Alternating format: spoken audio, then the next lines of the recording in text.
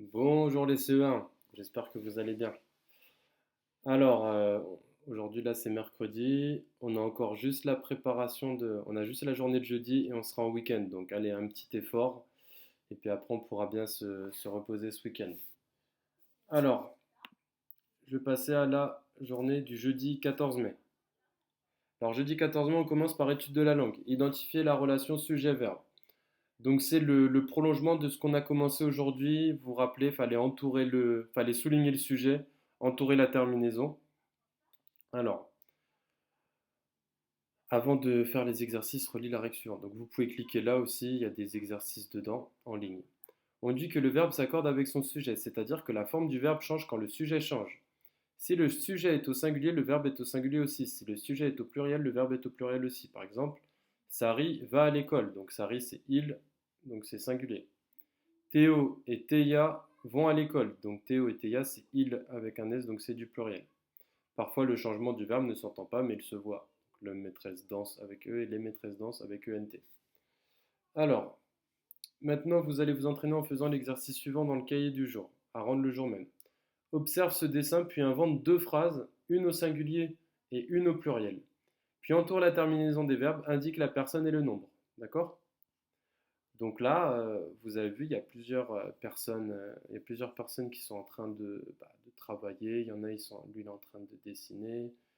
Là, elle est en train de faire de la guitare. Là, elle est en train de filmer. Donc voilà, il faudra faire une phrase au singulier et une autre phrase au pluriel. Ça va être à vous de réfléchir, d'accord?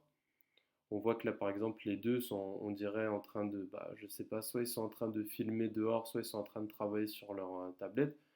Donc on pourrait dire, par exemple, les deux personnes qui sont dans l'immeuble sont en train de regarder leur tablette, d'accord?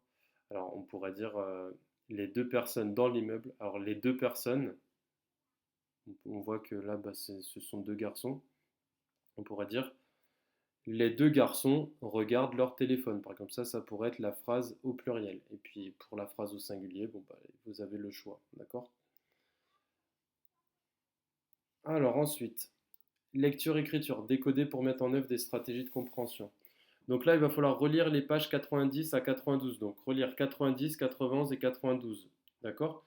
Donc le mieux, c'est de les relire dès ce soir. Et aussi demain matin. Aujourd'hui, nous allons essayer de comprendre ce qu'il se passe grâce à l'ordre chronologique. Relis les pages 90 à 92. Essaye de remettre les phrases suivantes dans l'ordre chronologique. Pour t'aider, lis d'abord toutes les phrases, découpe les phrases, essaye de les mettre dans l'ordre de l'histoire. Tu peux retrouver les phrases dans le récit. Relis les phrases pour vérifier l'ordre de l'histoire et si besoin, relis le récit. Ajuste ton travail si nécessaire, numérote les phrases de 1 à 11, colle-les ou recopie-les dans ton cahier d'écriture. Donc ça, je vais mettre des points partout parce qu'il manque les points. Je vous rappelle que les enfants, vous avez déjà fait cet exercice-là, c'était la semaine dernière, c'était jeudi dernier, d'accord? C'est le maître Luc hein, qui prépare ça. En fait, il essaye de faire qu'il y ait de la répétition dans le travail. C'est pour ça, le mardi, il y a les mots croisés, le jeudi, il y a l'ordre chronologique, d'accord? Comme ça, vous avez l'habitude. Donc là, du coup, vous savez ce que vous devez faire. Vous devez numéroter les phrases de 1 à 11, ici, d'accord? Pour vous aider, vous pouvez découper et les déplacer, ça sera peut-être plus facile, d'accord? Quoi qu'il en soit, il faut utiliser le livre. Vous devez, quand vous faites cet exercice-là, vous devez avoir le livre à côté de vous. Si vous n'avez pas le livre, de mémoire, c'est pratiquement impossible, d'accord? Donc en numéro un, on sait que c'est les pirates rassemblent les tonneaux et les coffres sur le pont du bateau. Donc moi, je vais lire avec vous les phrases là. Demain, je ferai quelques phrases avec vous sur Teams.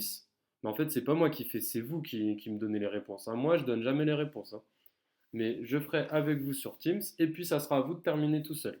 On a 11 phrases, donc on fera peut-être jusqu'à la phrase numéro 6 sur Teams. D'accord? Donc il y aura la première phrase qui est là, 5 phrases sur Teams et 5 phrases tout seul. Ok? Alors, Quentin a la chair de poule, Sam la pieuvre pourra faire échouer des navires. Donc ça, on se rappelle, hein, c'est quand Quentin il a appris que Sam la pieuvre il avait la rose des vents dans les mains. Ensuite, on a Quentin quitte sa cachette et regarde à travers la porte en bambou. Là aussi, je vais mettre le point. Donc ça, en fait, c'est à la page 92. Hein, on a vu que il avait vu à travers la porte en bambou. Et il a vu la boucle de la ceinture. C'est ce qu'on a vu ce matin. Le capitaine a fini par parler de la rose des vents magique à Sam la pieuvre. Donc ça, c'était un petit peu avant, c'est page 91 ou 90. D'accord? Alors ensuite, les pirates emmènent le coffre dans lequel se cache Quentin jusqu'à leur île. Quentin découvre qu'il est dans une caverne et se cache dans un coin obscur. Sam la pieuvre quitte la caverne. Sam la pieuvre ricarne. Un marquis, je demanderai une rançon. Donc ça, c'était ça, c'était vraiment, je pense, ça, c'était au début. Alors là, évidemment, je suis toujours en anglais. Il faut que je le mette en français. Ok. Est-ce que je peux fermer? Voilà, je peux fermer la guillemets. Alors, Sam la pieuvre enterre la rose des vents magiques sous un coffre. Quentin attend d'être seul pour faire sauter la serrure du coffre. Et le capitaine dit: je préfère mourir plutôt que d'être vendu. Alors là aussi, je vais fermer la guillemets. Voilà. Donc bon, quand ça parle du capitaine ou le marquis, ça c'était vers les pages 90. Donc ça va être au début, d'accord? Quand ça parle de Quentin qui est dans la caverne, par exemple, avec la boucle de la ceinture, ça c'est après. Donc ça va être vers les numéros 8, 9, 10, 11. Ok? Donc voilà, ça va être à vous de réfléchir. D'accord? Ce que je peux vous dire rapidement, dans la page 90, on est encore sur le conquérant. Dans la page 91, on est sur la barque, on est sur le trajet, en fait. Et dans la page 91, il y a aussi Sam la pieuvre qui cache la rose des vents, il me semble. C'est à la page 91. Et à la page 92, il y a Quentin, lui, qui sort enfin voilà, qui essaye de sortir de sa cachette et qui va essayer de voir à travers la porte pour aussi voir s'il peut sortir. Donc ça, vous voyez, je l'ai fait de mémoire, mais je vais quand même vérifier parce que je vous ai dit de pas faire de mémoire. Alors 90, voilà. Vous voyez la page 90, on est clairement là, on est encore on est avec le capitaine, on est avec Sam la pieuvre, on est encore sur le conquérant, on est encore sur le grand bateau. Ok? Donc 91. Euh, voilà, bientôt le coffre est déposé sur le sol. Euh, Quentin entend Sam la pieuvre qui dit on reviendra voir le butin. Quentin entend quelques minutes pour être sûr qu'il est seul, puis il découvre alors qu'il est dans une caverne. Voilà. Donc là ici, il entend le clapotis des vagues. Donc voilà. Donc là ici au début, il est sur la barque. Du coup, il entend le clapotis des vagues. Et puis après, il voit qu'il est, il voit qu'il est dans la caverne.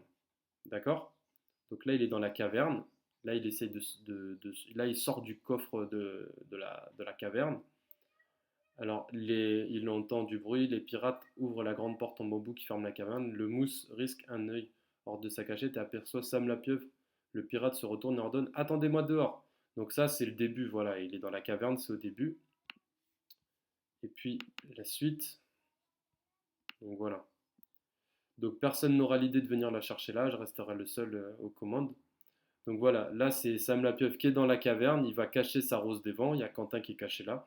Et puis après Sam la pieuvre il s'en va et Quentin il va voir à travers voilà, il s'approche de la porte sur la pointe des pieds, là il colle son œil contre une fente entre deux bambous et il voit briller la boucle d'une ceinture.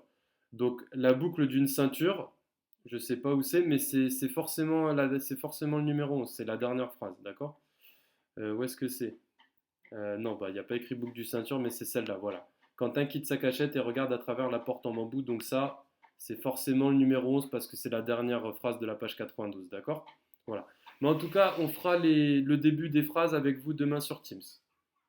Alors ensuite, mathématiques. Alors savoir poser et calculer des multiplications d'un nombre à deux chiffres par un nombre à un chiffre. Donc ça, vous cliquez sur la vidéo, on va regarder la vidéo de nouveau et on a la multiplication à faire. Il faut poser les multiplications suivantes sur ton cahier de jour. Pense bien à ne mettre qu'un seul chiffre par carreau comme sur le modèle. Donc là, je vous ai mis le modèle de 34 x 2. On a 4 multiplications à faire dans son cahier du jour. D'accord? Donc on a 34 x 2. Donc là, 2 x 4, 8. Et là, 2 x 3, 6. Donc on mettra le 6. On aura directement 68. D'accord? Et on fait pareil pour les autres multiplications. Donc celle-là n'a pas de retenue, mais il y aura des multiplications qui auront des retenues là-dedans. D'accord? Donc ça, je pense que j'essaierai si j'ai le temps d'aider pour faire une multiplication ou deux multiplications avec vous, d'accord? Alors ensuite, questionner le vivant. Donc ça, c'est à rendre pour le week-end, mais c'est mieux de le faire dès demain. Comme ça, on est débarrassé, on peut se reposer ce week-end. Ok? Alors, il faut regarder la vidéo. Donc là, ça va parler du cycle, le cycle de vie des animaux. Alors, on a fait des fois, on a déjà travaillé ça normalement dans le cahier de la Luciole. Vous verrez. Donc après avoir vu la vidéo, faites l'exercice suivant. Donc normalement, cette page-là, on l'a déjà faite sur le cahier de la Luciole. Alors si c'est déjà fait, les croix bleues, les croix rouges, vous prendrez la photo directement et vous m'envoyez la photo. Mais c'est bien de revoir ce qu'on avait vu. D'accord? Donc là, lui, je me rappelle plus comment il s'appelle. Cet insecte, il était dans les cahiers de la Luciole. Donc vous me direz comment il s'appelle. D'accord?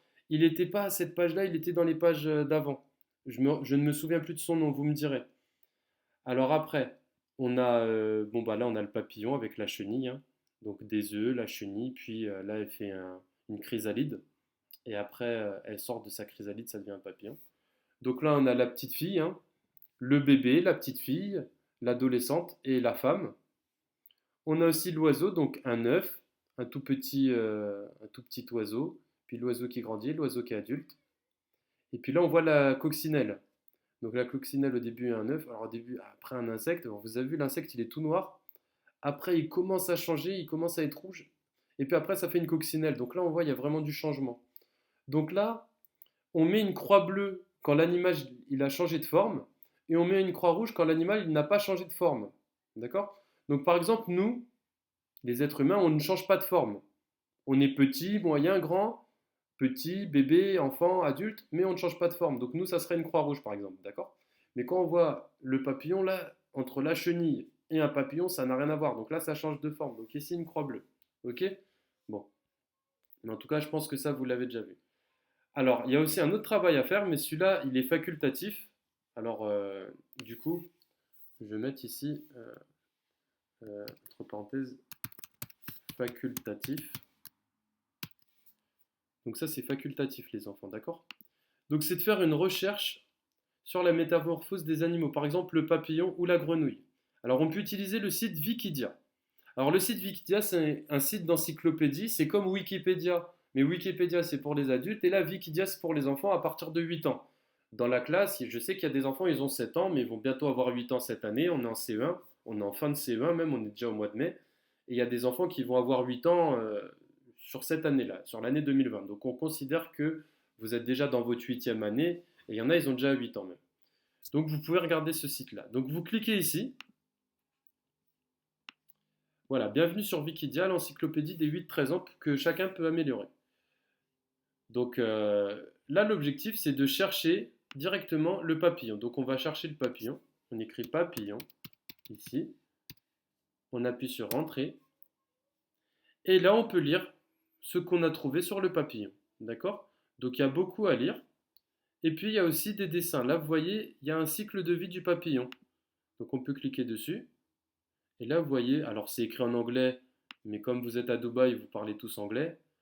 Pratiquement, oui, tout le monde parle anglais, je pense. Alors, eggs, c'est œuf. Larve, larva, c'est larve. Chrysalide, c'est chrysalide. Et adulte, c'est adulte. Donc là, on peut voir, c'est une chenille. Elle est à l'envers, mais c'est une chenille ici. Là, il y a la chrysalide et là, il y a l'adulte. Ok? Donc, alors, c'est écrit facultatif, c'est écrit en bas. C'est la métamorphose, c'est la transformation d'un être vivant en différentes étapes. Dessine ou colle des images des êtres vivants montrant leur transformation. D'accord? Leur transformation, on aurait pu mettre ou leur métamorphose. Ou leur métamorphose. Voilà. Donc là, vous pouvez, vous n'allez pas le coller là, vous pouvez les coller directement. Donc vous pouvez, ce que vous pouvez faire, c'est les, euh, les découper et puis vous pouvez les coller dans votre cahier de questionner le monde, d'accord? Vu que ça, normalement, ça sera déjà fait, vous n'aurez pas à le faire. Là, vous pouvez faire ça, c'est facultatif, vous n'êtes pas obligé de le faire, mais ça serait bien de le faire. Et puis, vous pouvez faire pour le papillon, vous pouvez faire pour la grenouille, et puis vous pouvez faire pour d'autres animaux à métamorphose. C'est à vous de faire la recherche vous-même, d'accord? Voilà. Bon, et puis après, voilà, c'est terminé. Alors, ça, je l'enregistre parce que j'ai fait des modifications. Je vais le poster sur le Pronote, voilà. Bon, alors, les enfants, comme tous les jours, sachez que je pense très fort à vous. Allez, encore un petit effort. Après, demain, c'est terminé. Vous serez en week-end, d'accord? Bon allez, je vous fais coucou, prenez soin de vous et à demain les enfants.